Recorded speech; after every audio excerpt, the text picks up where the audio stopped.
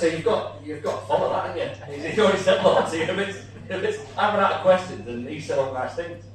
Yeah. They put you last for a reason.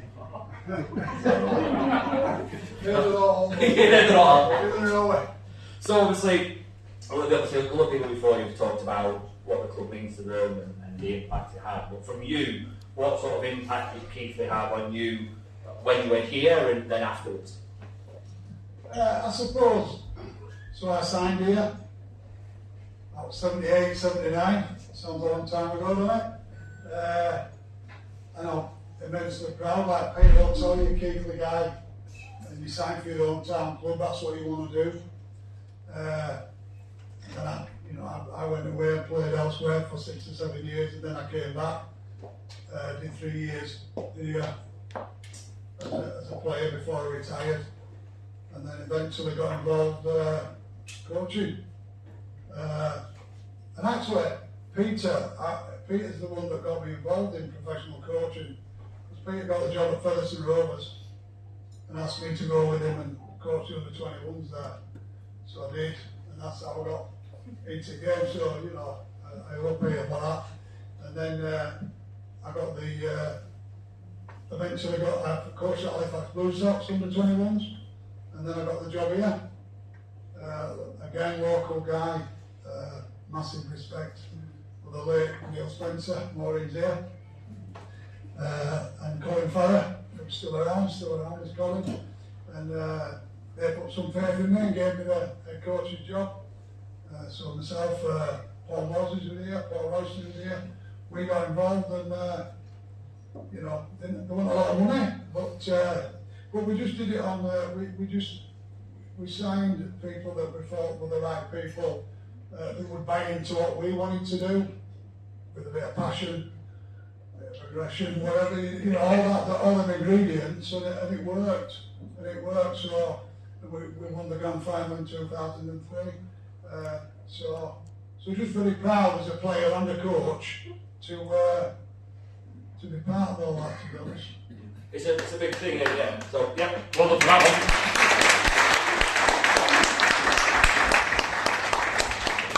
I think it's a big thing, playing in and going and then coming back and then coaching. Do you think what was easier? Maybe playing in the mud and getting battered, or trying to speak to the players? You must know it.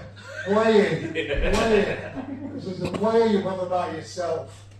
And I'm true. I know it's a team game, but you want to play for you. Yep. Because as a pro, you want to be in the team. Because if you're not in the team, it's a bit different now it's a play. But in our day, if you didn't play, you didn't get paid. Yep. So without a doubt. But when you're a coach, you've got everybody to bother about.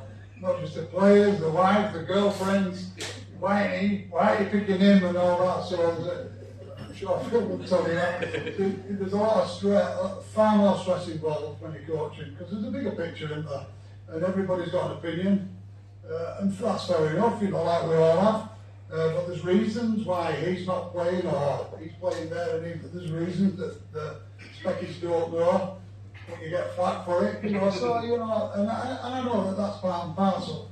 So playing's a lot easier. I'll take all the stitches that I've had and bumps and bruises that I've had any day over coaching. So if you look, obviously, I think it was last week, the new team that's coming together in pre-season did like a full wrestling, jiu-jitsu sort of thing at a wrestling gym.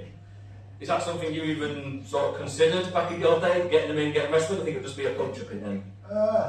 No, the little bits of that were creeping into the game. I remember that during my time. Aussie influence, like a lot of it is, isn't it? They were doing things in Australia. I had a little smile today. I watched England rugby union against the All Blacks, and they tackled this guy and put him on his back over the line, and he said, "Oh, they've turtled him, they've turned turtle." We were saying that, Phil, years ago, one day in rugby league, about turning turtle, getting him on the back, So, it was creeping in, not like, it's evolved now, isn't it? So it's a regular part of things. But it was creeping in, and we were doing little bits and bats by the time I got coaching, I'd say it's always weird seeing them all like do that, and then it's the first time you get to see the new players all together and vibing. I mean, if you go back a few years, you know, the team spirit and them all being together is what, do you think that's what really was better than just running laps? Is it more being the team together, or is it laps? What would you always kind of look at as the coach? Yeah, it's moved on from that now. You know, the lapping stuff don't really exist a lot now. Paul Royston, you know, he influenced myself and Mossy a lot with that by the guys not doing, you know, we used to do the 400s and 800s and all that stuff. So a lot more short stuff. The big fellas wouldn't have to go as far as what the smaller, sharper guys did. So everything, all evolving really, you know, and the game's evolving all the time, isn't it? But like I said, we're quite heavily influenced by what the Aussies are doing, too much so at times, I think. But, so yeah, it all moves on, doesn't it? Yeah, I think, yeah, it's very much of what's Penrith did last week is what you'll see Wigan do week after, unfortunately. So I'll ask the same question about what's the one sort of memory or thing that makes you laugh or smile when you think about it in your time as a player or a coach or as a spectator now for the last couple of years. What's the one thing where you tell the story and just makes you laugh and smile when it comes to Keighley? I think what Pete said really, it's a smile that, you know, our club's still here. You know, Ryan and Cowie taking the mantle on and moving it forward. I think we're 150 years old next year, I believe, which is a great achievement, isn't it? And like Peter said, there's a lot of great players that play for this club, and the club's still here. So that brings a smile to my face, you know, as well as, you know, when you win, you smile, like Phil's just said, you know, you're in it to win it, you know. Over that taking part, you know, we're in it to win it, you know. You just go into the shed after the game with a loss. And if you saw Rory in his pump throwing wood, you know, and I could do it a little bit now and then, you know, but it's all about winning, isn't it? And when you're winning, you're smiling and everybody's happy. Speckies are happy, they're not on your back. Yeah. You come in and you can have a pint and everybody's all right with you. Yeah, it's just about winning, and it's nice to see the club moving forward, hopefully, and let's hope we have a good season this season. Thank you very much.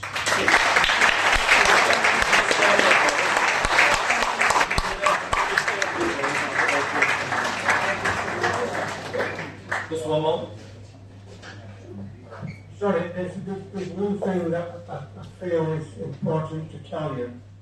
Mainly, for number one, for anybody out here who is playing and thinks that I'm going to go into coaching. And two, that sometimes the women, the ladies, the girlfriends, the wives can have a massive influence on what you do. I just want to say one thing that really got through to me. I was very lucky to go to Loughborough College, and that was a PE college. And every time we went out to do some work, we were coached by an international player. And when I was leaving, there was a woman came to me who was about 65, who didn't do anything sporting, but she was in the business of teaching. And she said, Phil, I've just seen the fact that you've just got a job in a school, and I've just got a job coaching physical education in an Oldham school. And she said, and this is the thing that I've always remembered, what you have to do is you don't teach PE. You teach each individual pupil in the classroom. And that's what I took into coaching. And I always thought that my job as a coach here at Witness, a coach here, and the coaches that I've worked with, My job is to make each individual player in the squad a better player. That's what it's about, not making them tougher, not making them this, that or the other, but make them a better player. And that's, if you're going into coaching, that's what I think coaching is all about.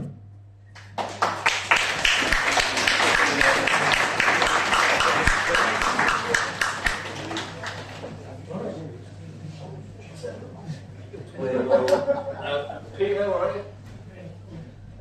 Just mingle there for a minute before we do the ceremony, shall we call it? Like I say, it's been really fun sort of talking to you all and listening to coaching. And kind of each individual person here for all things here for their own merit, their own success. Okay, and it is really good as a club, like I say, 150 years, that we can celebrate that success together. You know, there's lots of people there, some retro shirts knocking around. Brown shoes. Brown shoes. Yeah, obviously I didn't get the memo, did I? Kelly did, but I didn't get the memo. But obviously, as from a spectator point of view, from a fan point of view, one of the lovely things I see at Keighley is everyone's approachable. Players and coaches, you can go and ask questions, you can speak to people, you can say, I don't understand. But one of the really, really good things I've seen at Keighley, what has always happened, is win, lose, draw, sunshine or rain, every player laps the pitch and says hello, takes selfies, signs everything all the way around the pitch. Because that's the instinct and that's the side of things all learned. So the old heads teach the new ones, teach the young lads, all the way through. That no matter what happens on the pitch, now if it's really, really cold, really, really bad raining, they all walk the pitch. Because the sort of values you instilled into the old ones quite a while ago is still the thread in the club. So that's something really, really good. And even when some of the players try and run back to the sheds because they're not happy, they get grabbed by other players and they all walk round. So what we'll do is we'll give one big further round of applause for everyone here and then we'll do the unveil.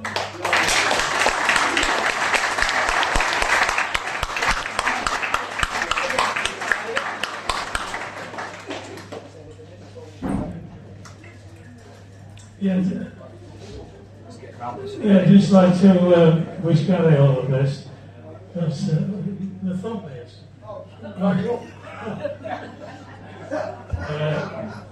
Why I've not spoken about Gary is I wasn't here. We were in Australia when he was getting his success. And I'm so pleased for him as well as Peter and obviously Phil. It's been great to talk to these people, and great for you people to listen to what they have to say. And Mike, so pleased. He's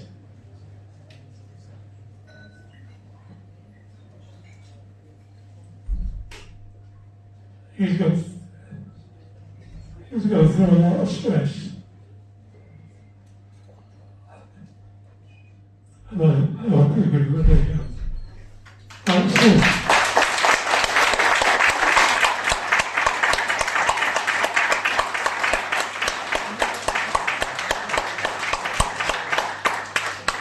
Because this club couldn't have done without him, and then we both got together, just to give you a quick lowdown, both got together in Oakworth.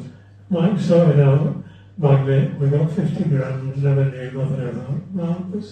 It was great money. And then it started, and we're both here, we're both knackered. Still here. It's still bad. Yeah.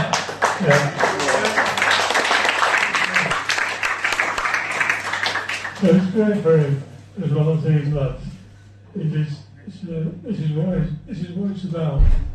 It's just looking after people like Mike. So, big hand for him again.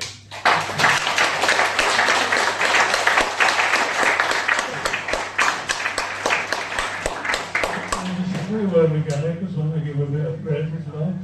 I knew his father, and I actually played, we wouldn't believe that I played rugby against him, and Frank Egg. Me? Oh, absolute shit. I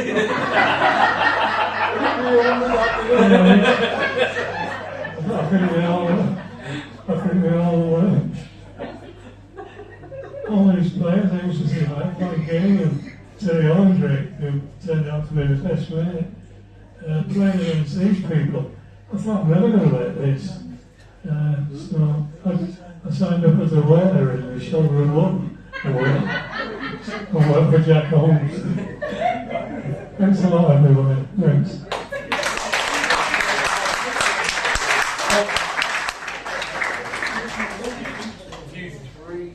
That is quite loose at the moment. If you want to get round it,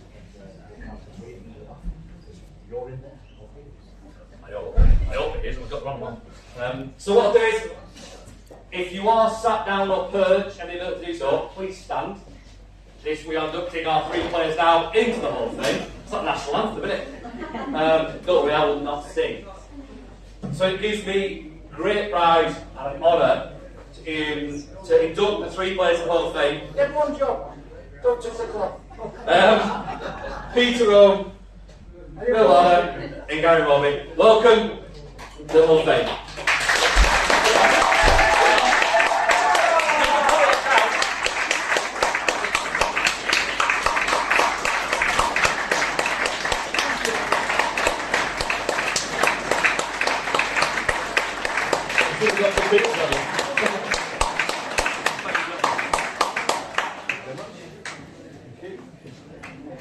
Cheers, mate. Oh, yeah. You have to get a picture for these lot. Get a picture. Yeah. We're getting together. Come on. Feel.